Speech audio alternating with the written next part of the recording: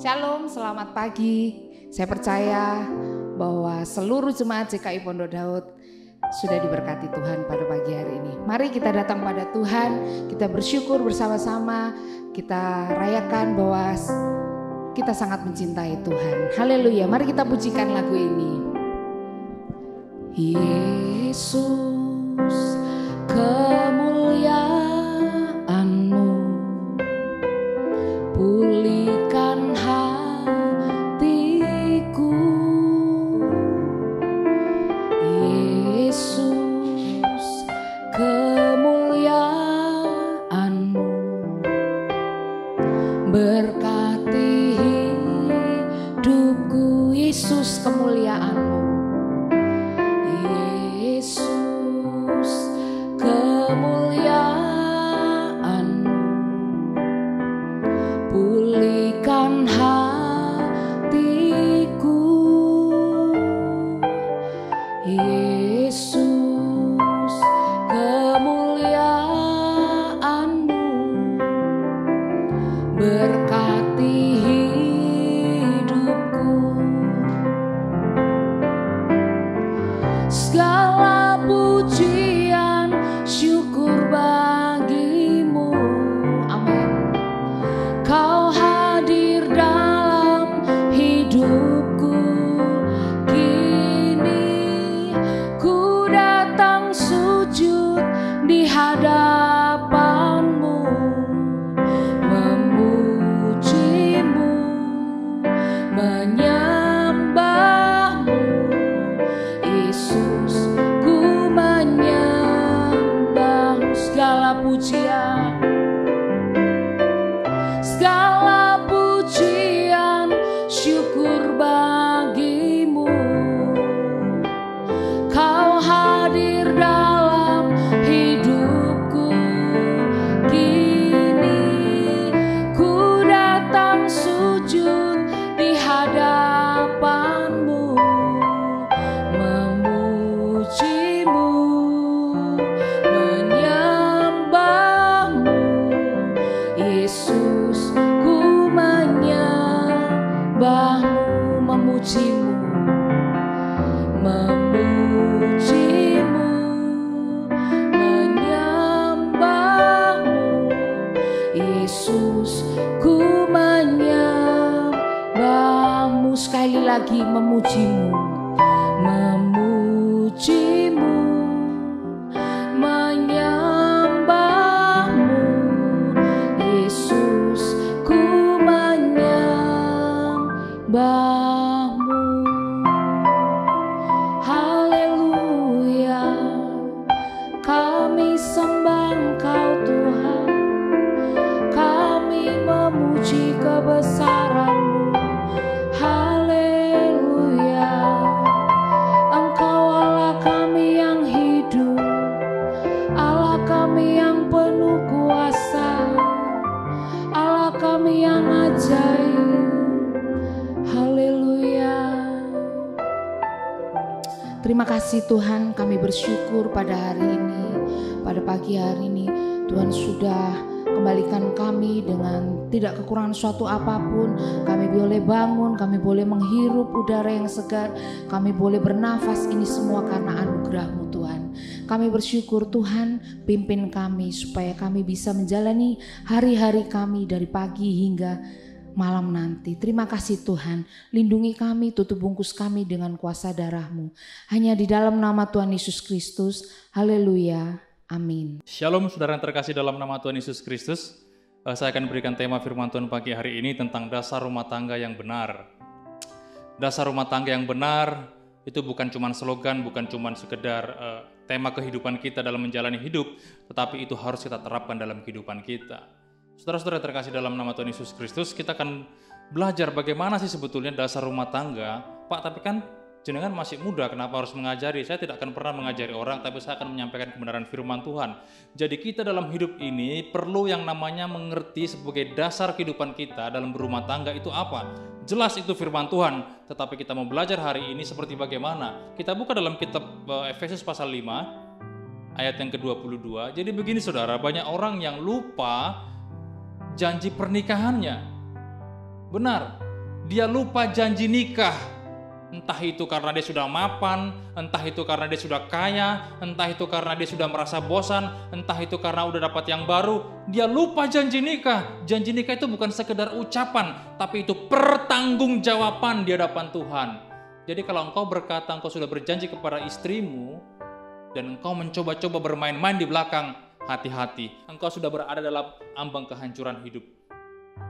Saudara yang terkasih dalam nama Tuhan Yesus Kristus, kita akan buka dalam firman Tuhan, Efesus pasal 5 ayat yang ke-22, demikian bunyi firman Tuhan. Hai istri, tunduklah kepada suamimu seperti kepada Tuhan. Jadi saudara-saudara yang terkasih dalam nama Yesus, dasar kehidupan kita dalam berumah tangga, yang pertama adalah kasih. Bayangkan, banyak terjadi perceraian. Kalau saudara lihat survei di Indonesia, itu Indonesia loh ya, saudara bisa lihat sendirilah. Survei angka perceraian meningkat. Banyak orang-orang yang percaya, orang Kristen, bahkan bukan cuma orang Kristen, pelayan Tuhan, bercerai. Di mana dasar kasih itu? Bukankah itu sebuah sesuatu yang saya pikir, makanya saudara yang terkasih, kita dalam hidup ini nggak usah terlalu buru-buru janji iman, janji ini, janji nikahmu bereskan dulu.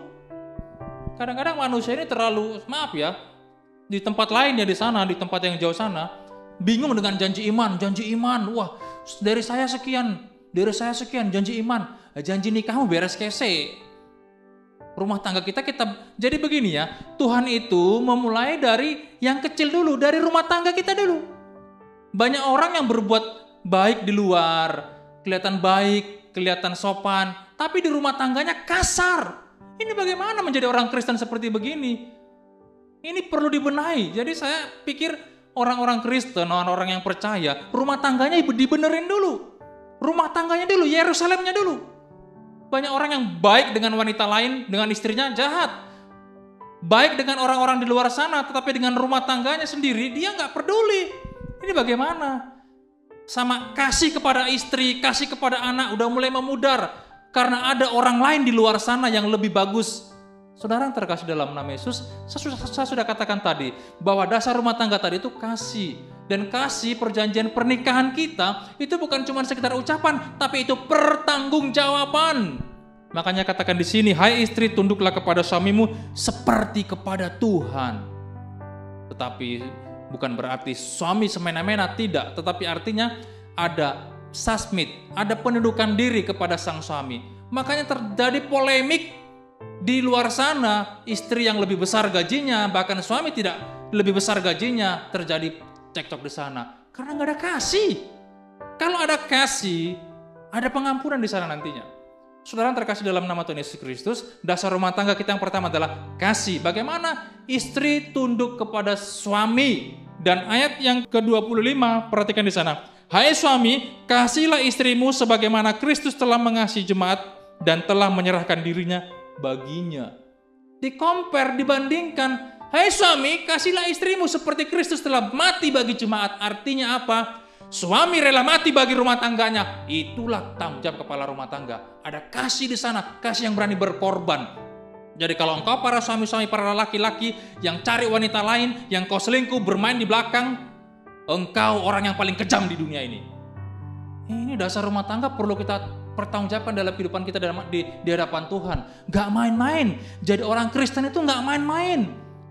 Saudara yang terkasih, tanggung jawab kita besar di hadapan Tuhan. Bukan main-main. Makanya rumah tangga kita itu kita perlu benar-benar pahami bagaimana kita supaya bersama anak istri mengasihi Tuhan. Kalau sudah tidak ada kasih dalam rumah tangga, Anda mau bawa kemana bahtera rumah tanggamu nantinya?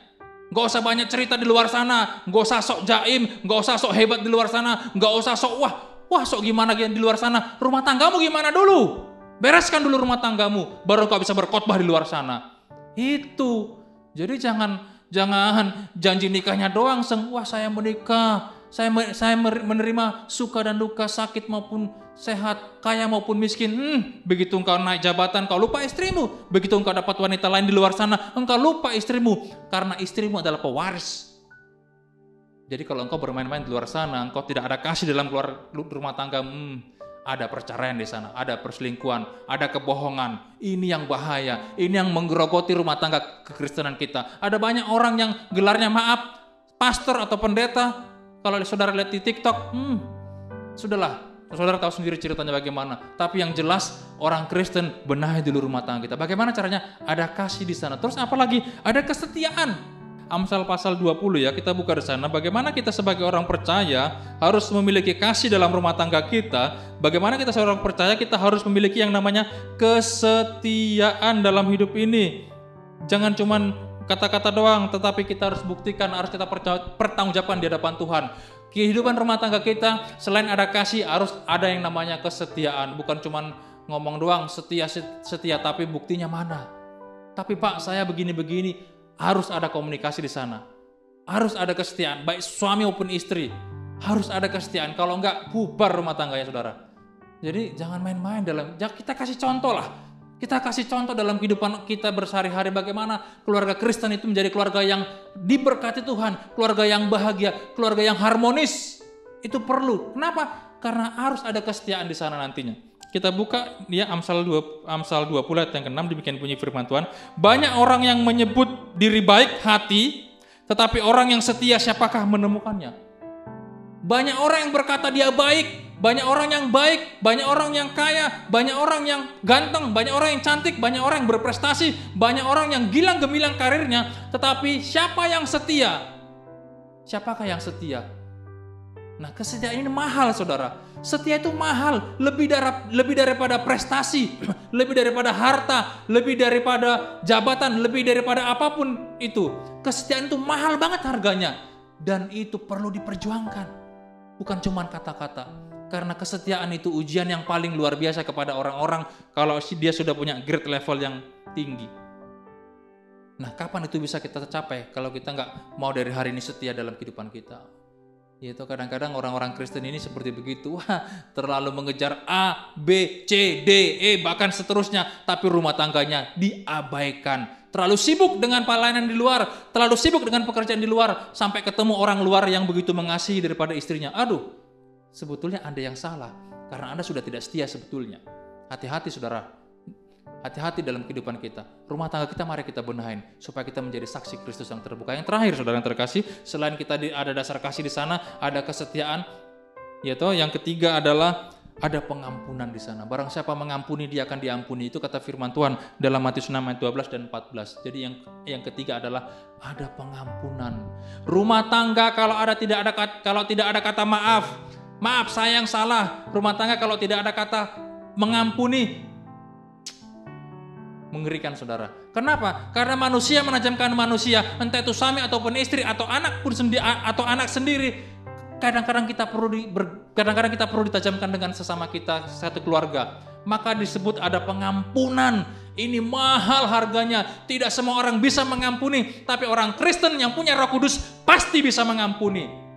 Iya, saudara yang terkasih dalam nama Yesus. Kalau rumah tanggamu tidak ada pengampunan, tidak ada kata maaf, minta maaf aja angelnya minta ampun. Siapa yang di sini yang minta maaf, angelnya minta ampun? Entah suami atau istri, siapa? Harus bertobat hari ini.